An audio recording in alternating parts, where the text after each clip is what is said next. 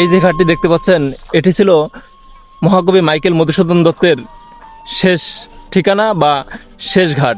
এখান থেকে তিনি এই সাগরদাড়ি গ্রামকে বিদায় জানিয়েছিলেন চিরতরে। সতত হে নদ তুমি পরমোর মনে, সতত তোমার কথা ভাবিয়ে বিরলে। আমরা এই মাইকেলের বাড়ি জন্মগ্রহণ করি, তো আমরা তো বিশাল ধন্য। এই সেই সাগরদাড়ি গ্রামের কপোতাক্ষ নদ। কবি মাইকেল মধুসূদন দত্ত ফ্রান্সে বসে এই নদীকেই স্মরণ করেছিলেন। এই নদীকে তিনি তার হৃদয়ে ধারণ করেছিলেন। পিছনে এই ভবনটি হচ্ছে তার বসতবাড়ি ছিল, বা এখানে তিনি জন্মগ্রহণ করছিলেন। মাইকেল মধুসূদন দত্তেরই একজন বংশধর। যশোর জেলার সাগরদাড়ি গ্রাম, যেখানে জন্ম নিয়েছিলেন মহাকবি মাইকেল মধুসূদন দত্ত, যেটি সবার কাছে মধুপল্লী হিসেবে পরিচিত। আজ আমরা ঘুরে দেখাবো মহাকবি মাইকেল মধুসূদন দত্তের সেই জন্মভিটা ও বসতবাড়ি। সাথে দেখাবো বিখ্যাত কপোতাক্ষ নদ, যে নদীর তীরে ঘটেছিল কবির জীবনে কিছু হৃদয় বিদারক ঘটনা। তাই আশা করি ভিডিওটি না টেনে সম্পূর্ণ দেখলে বেশ ভালো লাগবে। সাগরদাড়ি গ্রাম মধুপল্লী যাওয়ার জন্য আমরা যশোর শহর থেকে বাস যোগে চলে আসলাম কেশবপুর উপজেলা। সেখান থেকে একটি ভ্যান ভাড়া করে নিলাম সাগরদাড়ি গ্রামের উদ্দেশ্যে। কেশবপুর উপজেলা থেকে জনপ্রতি 30 টাকা করে আপনারা যেতে পারবেন সাগরদাড়ি গ্রামে মাইকেল মধুসূদন দত্তের বাড়িতে, বা আপনারা ইজি বাইকও নিতে পারেন। তো আমরা একটি ভ্যান ভাড়া করে নিলাম। ইজি বাইক বলেন, সিএনজি বলেন, সেগুলোতে চতুর্পাশে ঢাকা থাকে। আপনি যত বেশি আধুনিক হবেন তত বেশি আপনি মনে হচ্ছে খাঁচার ভিতরে থাকবেন, আর যত বেশি খোলামেলা জীবনযাপন করবেন সেই জীবনের যেই আনন্দটা আরও বেশি, সেটা এই ভ্যানে উঠলে হয়তো আপনি বুঝতে পারবেন। আর এখানে ভ্যানে ওঠার পরে আমার কাছে আরেকটা জিনিস বেশি ভালো লাগলো, এই ভ্যানটার কিন্তু 2টি হ্যান্ডেল। এই যে ভাই দেখুন, এখানে 2টি হ্যান্ডেল রয়েছে। একটি হচ্ছে ব্যাটারি চালিত হ্যান্ডেল, আর একটি হচ্ছে ম্যানুয়াল হ্যান্ডেল। তার যখন চার্জ শেষ হয়ে যাবে তখন কিন্তু ভাই নিচের যে হ্যান্ডেলটা ওইটা ব্যবহার। সবচেয়ে বড় কথা হচ্ছে এখানকার এই গ্রামীণ পরিবেশটাও কিন্তু বেশ অসাধারণ। আপনার রাস্তাটা যদি দেখেন খুব সুন্দর। কেমন লাগছে তোমার, বলো? অনেক ভালো লাগছে। আর কি কখনো যাওয়া হয়েছে এখানে, গেছিলা? না, প্রথম আসলাম। সেই কপোতাক্ষ নদ আজকে দেখতে যাব। মাইকেল মধুসূদন দত্ত যেই নদকে নিয়ে তার কবিতা রচনা করেছিলেন, সেই নদী আজ স্বচক্ষে দেখব, চেষ্টা করব সেই নদীর জলটা ছুঁয়ে দেখার। আমাদের সাথে আরো 2 জন আছে, এই যে উৎস, অনুষ্কা। এই গ্রামের পরিবেশটা কেমন, বলো? গ্রামের পরিবেশ অনেক সুন্দর, রাস্তা আর রাস্তাটা দেখে আমার বেশি ভালো লাগছে। রাস্তাটা খুব ভালো লাগছে। সুন্দর গাছপালা। এই রাস্তা ধরেই আমরা চলে যাব সাগরদাড়ি গ্রামে। দাদা, সাগরদাড়ি গ্রামে যেতে টোটাল কত সময় লাগবে কেশবপুর থেকে? 30 থেকে 40 মিনিট সময় দেবে। 30 থেকে 40 মিনিট লাগবে ভ্যান গাড়ি গেলে। আর হচ্ছে আপনি যদি ইজি বাইকে যান বা অটোতে যান, সিএনজিতে যান, সেক্ষেত্রে আর একটু সময় কম লাগবে। কিন্তু আমার ব্যক্তিগতভাবে আমার পরামর্শ থাকবে যে আপনারা এই ভ্যানে চড়বেন। ভ্যানে চড়লে কিন্তু সত্যি অনেক ভালো লাগে, খোলামেলা বাতাস, যদি বৃষ্টি না থাকে।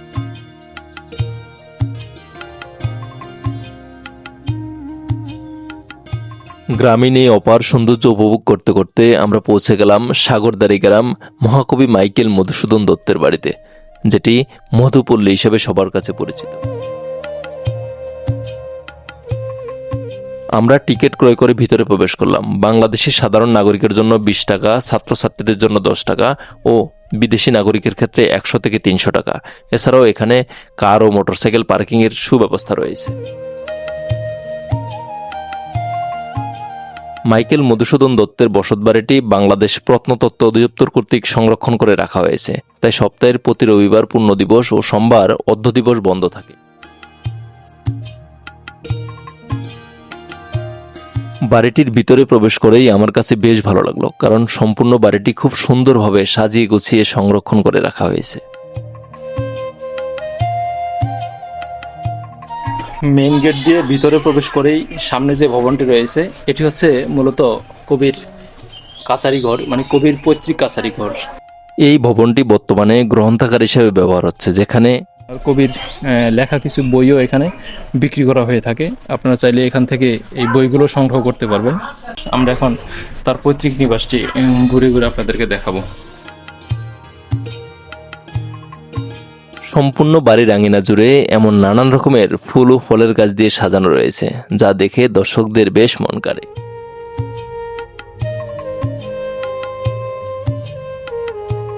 আমরা এখন কবির মূল বাড়ির ভিতরে প্রবেশ করলাম, যেখানে তিনি বসবাস করতেন। এই পিছনে এই ভবনটি হচ্ছে তার বসত বাড়ি ছিল, বা এখানে তিনি জন্মগ্রহণ করছিলেন। আর পিছনে যে বিল্ডিংটি দেখতে পাচ্ছেন, এটি হচ্ছে সে সময়কার তাদের মন্দির ছিল। একসময় স্বপ্নে গড়াই বাড়িগুলো আজ যেন নীরবে দাঁড়িয়ে প্রিয়জনকে খুঁজছে তার সেই জৌলুসতাকে। বাড়ির ডিজাইনটা বা এই ভবনটির যেই ডিজাইনটা দেখে অনুমান করা যায় আসলে হ্যাঁ এটি একটি হয়তো তাদের মন্দিরে ছিল। তাদের পারিবারিক আর্থিক অবস্থা যে অনেক ভালো ছিল বা জমিদার পরিবার ছিল, সেটা নিঃসন্দেহে প্রমাণিত হয়। এটি হচ্ছে কবির বসতবাড়ি, যেখানে তিনি জন্মগ্রহণ করেছিলেন, বসবাস করেছিলেন, যেখানে আজও সারি সারি সাজিয়ে রাখা হয়েছে তার ব্যবহৃত বিভিন্ন জিনিসপত্র, যা দেখে হয়তো আপনি হারিয়ে যাবেন আজ থেকে প্রায় 250 বছর আগে। এছাড়াও এই বাড়িতে সংরক্ষণ করে রাখা হয়েছে কবি কলকাতায় ও ফ্রান্সে বসবাস করা বেশ কিছু বাড়ির ছবি, যেগুলো তার জীবনের সবচেয়ে খারাপ সময়ের একান্ত সাক্ষী ছিলেন।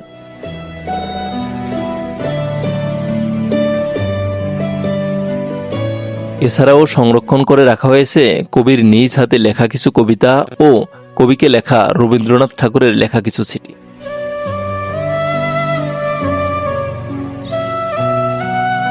এই বসত বাড়িটির প্রতিটি কক্ষে কবির ব্যবহৃত বিভিন্ন জিনিসপত্র আপনারা দেখতে পেলেন, খাট, বক্স, আলমিরা, এবং এই রুমটাতে কবির লেখা অনেকগুলো কবিতাও ছিল। এখানে তার বিভিন্ন পেজ কিনে ভর্তির আবেদনপত্র, তার জীবনের সবচেয়ে গুরুত্বপূর্ণ অনেক কিছু এই বাড়িটাতে আজও সংরক্ষণ করে রাখা হয়েছে।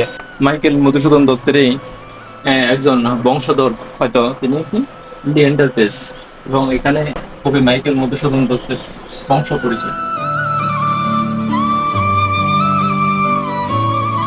আমরা বিল্ডিং এর এক প্রান্ত দিয়ে প্রবেশ করেছি, সরু গলির মতো দিয়ে প্রতিটা রুমে রুমে দিয়ে আমরা এখন সর্বশেষ প্রান্তে রয়েছি। আমরা যদি সর্বশেষ প্রান্ত দিয়ে বের হই, ঠিক বিল্ডিংটা এমন দেখতে পাবেন। যদিও আগের দিনের রাজাদের বাড়ি কিন্তু এমনই ছিল, মানে আসলে খুব পেঁচানো গোছানো। এই যে এখানে আমরা আরেকটা বাড়িতে চলে আসছি, মনে হচ্ছে আরেকটা অন্দরমহল। এখানেও খুব সুন্দর একটি গাছ রয়েছে দেখুন। এবং সবচেয়ে ভালো লাগলো যে এই বাড়িটা খুব সাজানো গোছানো, খুব সাজিয়ে গুছিয়ে রেখেছেন। দেখুন প্রতিটা ঘরের সাথে সাথে ফুলের গাছ দিয়ে সাজিয়ে রেখেছেন। এখানে একটি তুলসী বেদি রয়েছে, এখানে খুব সুন্দর করে তাদের ব্যবহৃত সেই 200-250 বছর আগের তুলসী বেদিটা আজও রয়েছে।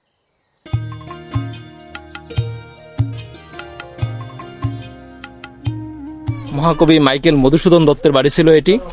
আর এই বাড়ি থেকেই পিছনের আরেকটি বাড়িতে আমরা প্রবেশ করেছি, এই যে একটি পকেট গেট দিয়ে। আর এই পিছনের এই বাড়িটি হচ্ছে মধুসূদন দত্তের কাকার বাড়ি, মানে তাদের পুরো বংশটাই হয়তো সে সময়কার জমিদার একটি পরিবার ছিলেন, সেটা নিঃসন্দেহে আমরা বলতে পারি।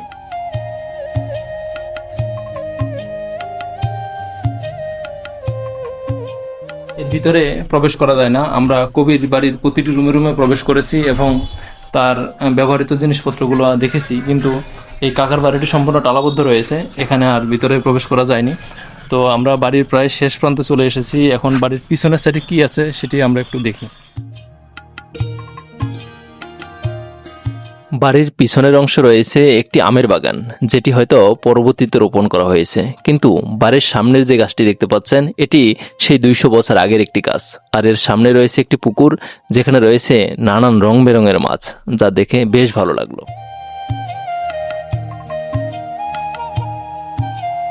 এটি হচ্ছে কবি মাইকেল মধুসূদন দত্তের বাড়ি। আর তার যেই কপোতাক্ষ নদ, যেই নদের কথা তিনি উল্লেখ করছিলেন, সেই নদটি হচ্ছে ঠিক ওখানে হাঁটা দূরত্ব হয়তো 5 মিনিট।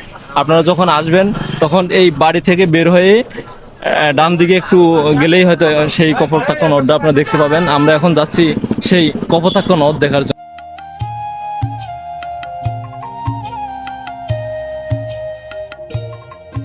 এই সেই সাগরদাড়ি গ্রামের কপোতাক্ষ নদ।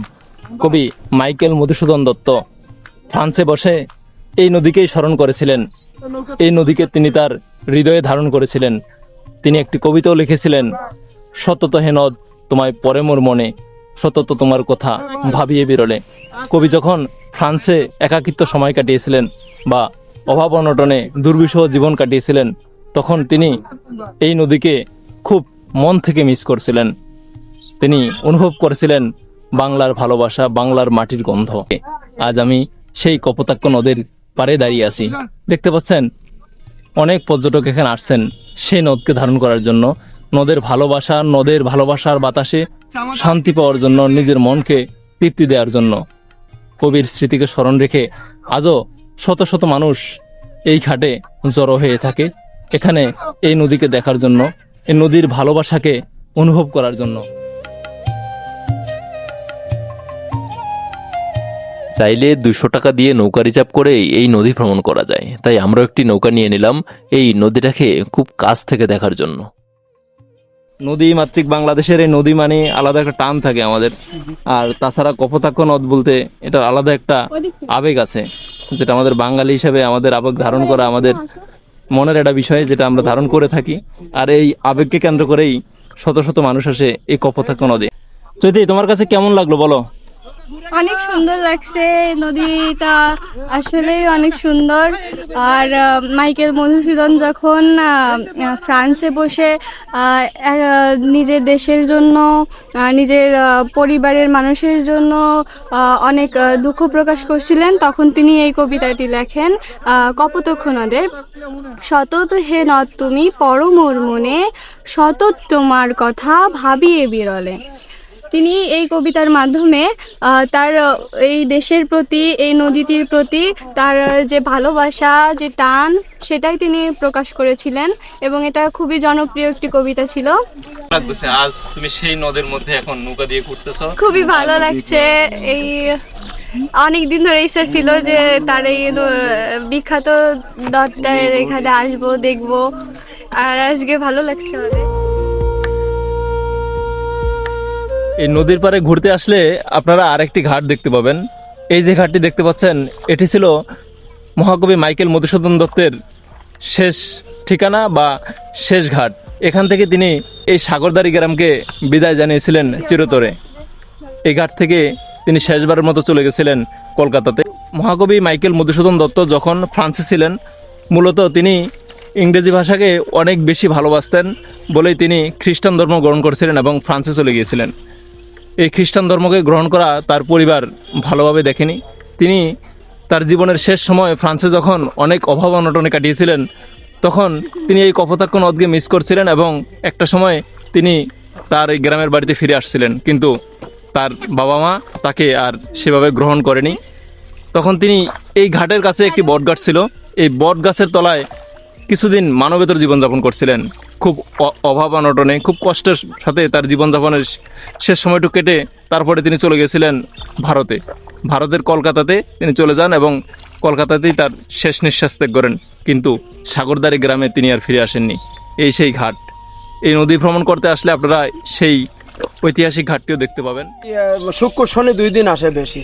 শুক্র শনিবার সবচেয়ে বেশি হয়, হ্যাঁ, আর এছাড়া মেলার সময় বেশি হয় নাকি? মধু মেলায় হয়, আর 2 ঈদই প্রচুর লোক হয়। মধু মেলাটা কত তারিখে হয়, কোন মাসে হয়? এই তো 25শে জানুয়ারি হয় মধু মেলা। মধু মেলা কতদিন হয় আঙ্কেল?